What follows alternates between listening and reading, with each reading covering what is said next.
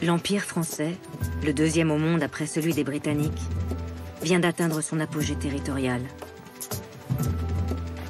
Avec le Liban, la Syrie, le Cameroun et le Togo, jamais le domaine colonial de la France n'avait été aussi étendu.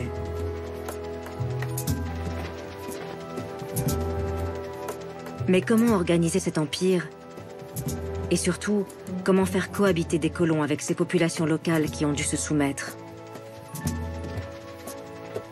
Pour le comprendre, il faut quitter la métropole. En profitant des lignes maritimes régulières au départ de Marseille, devenu le grand port des colonies, d'où partent les paquebots à destination de l'Asie, d'Afrique noire et surtout du Maghreb, de l'autre côté de la Méditerranée. Les 3 départements français d'Algérie sont en effet le meilleur exemple de cette colonisation poussée à son paroxysme.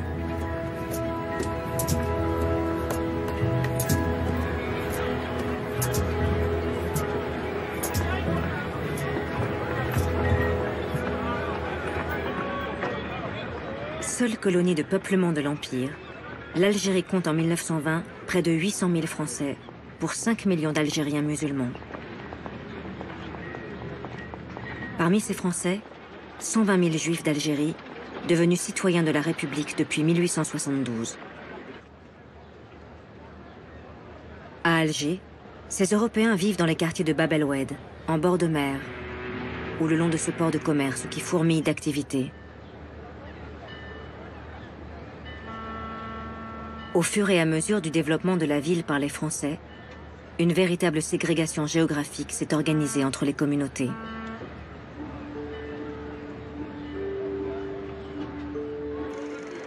Ceux que l'on appelle à l'époque les Algériens musulmans habitent la Casbah, cet incroyable dédale de ruelles qui grimpe le long de la colline au-dessus du port.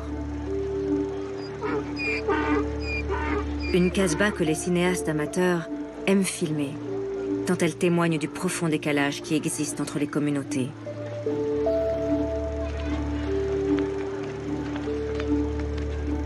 Cette séparation géographique est aussi et surtout administrative, comme dans toutes les colonies. Le statut de l'indigénat, inventé par la République à la fin du XIXe siècle, est venu graver dans le marbre l'inégalité juridique entre les Français et les sujets de l'Empire. Un statut qui dépossède les Algériens comme tous les peuples colonisés de leur liberté fondamentale. Interdiction d'aller et venir d'une commune à l'autre sans un laissez-passer. Interdiction de se réunir sans autorisation. La liste est longue de ces délits auxquels le statut de l'indigénat répond par des sanctions, elles aussi spécialement réservées aux Algériens. Amende, travail obligatoire, internement administratif, confiscation de terres. Des punitions qui ne permettent aucune défense, ni aucun recours.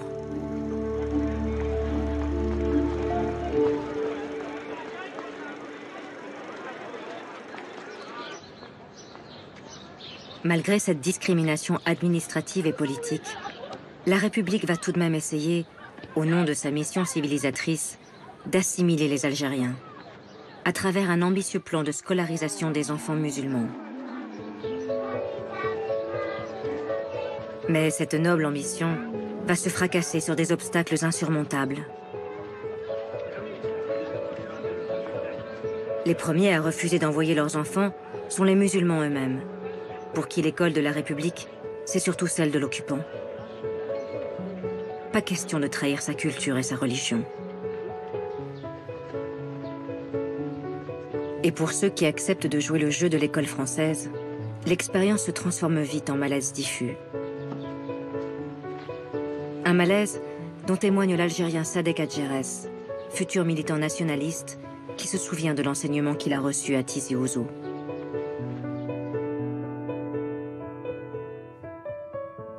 L'histoire qu'on nous enseignait se résumait ainsi.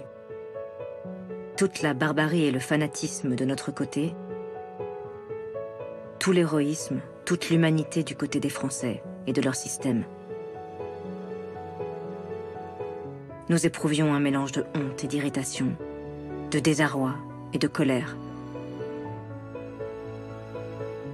La honte et le désarroi venaient de ce que, dans nos pauvres cervelles, nous n'avions pas grand-chose de précis à opposer à ce qui était écrit là, noir sur blanc, dans ce livre qui ne devait pas mentir, puisque ne mentait pas le livre de mathématiques.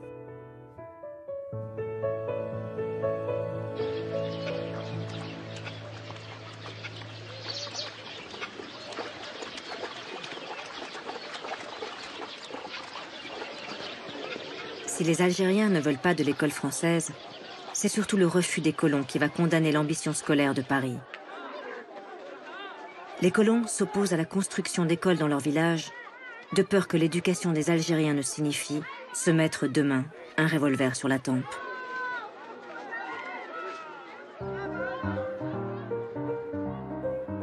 Une intransigeance des colons d'Algérie pour le moins surprenante, car loin de l'image que l'on a souvent d'eux, 80% de la population européenne est composée de familles modestes, d'artisans, de petits commerçants, d'employés de bureau ou de simples fonctionnaires, aux conditions de vie aussi difficiles qu'en métropole. Ici, en Algérie, quand on a une situation modeste, on vote plutôt à gauche, à l'image de ce qui se passe partout ailleurs en France.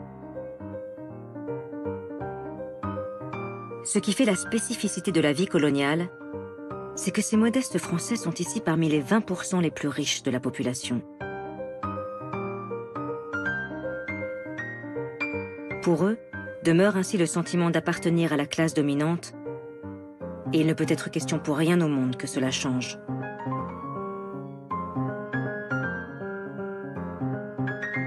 Cette vie quotidienne dans l'Algérie française, comme cette fracture profonde entre les communautés, c'est sans doute l'écrivain Jules Roy qui en parle le mieux. Celui qui obtiendra le Grand Prix de l'Académie française sera, à la fin de sa vie, un fervent défenseur de la décolonisation de l'Algérie, où il est né en 1907. Dans cette campagne de la Mitidja, qu'il raconte dans un livre consacré à son pays natal.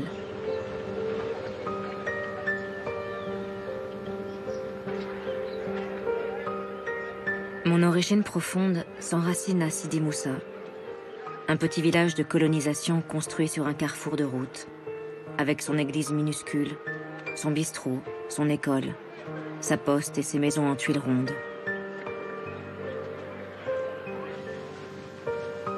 L'été, mon oncle Jules allait de ferme en ferme battre le blé.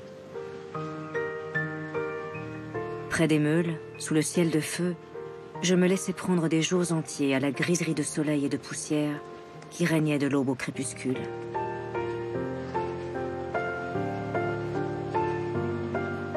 Et j'eus le droit de raconter l'image qu'il avait enfant de ces Algériens qu'il côtoyait au quotidien.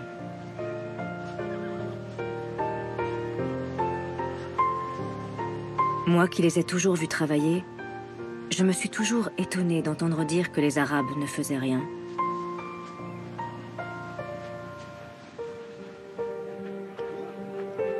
Ce que je savais, parce qu'on me le répétait, c'était qu'ils étaient d'une autre race que moi, inférieure à la mienne.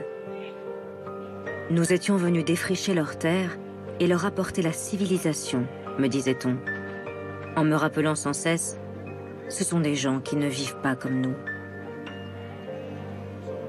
Cette phrase jetait en réalité un voile pudique sur leur pauvreté. Ce qui était une grande et profonde misère n'était soi-disant qu'un refus de coucher dans des lits ou d'habiter des maisons bâties en dur. Je le croyais volontiers, et du coup, leur état ne pouvait m'émouvoir. Ce fut un grand étonnement pour moi, quand je m'aperçus peu à peu qu'ils étaient des hommes semblables à nous, qu'ils riaient, qu'ils pleuraient, qu'ils étaient capables de sentiments nobles comme la haine ou l'amour, la jalousie ou la gratitude. Malheureusement, mes compatriotes français d'Algérie, qui ne sont pas méchants, n'ont toujours pas fait la même découverte que moi.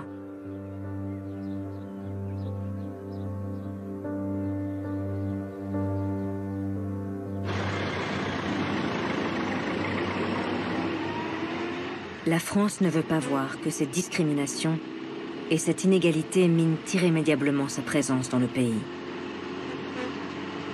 Et tout à son obsession civilisatrice, La République modernise l'Algérie à marche forcée, avec la construction de 15 000 km de routes, de centaines de ponts et de voies de chemin de fer, qui doivent permettre de traverser l'immense pays.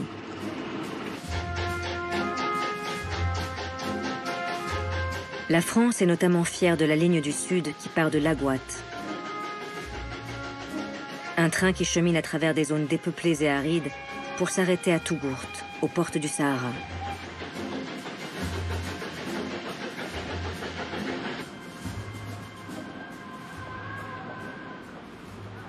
Un désert du Sahara qui reste comme une frontière infranchissable au milieu des possessions françaises en Afrique. Car de l'autre côté de l'immensité brûlante se trouve le Soudan français, en Afrique occidentale.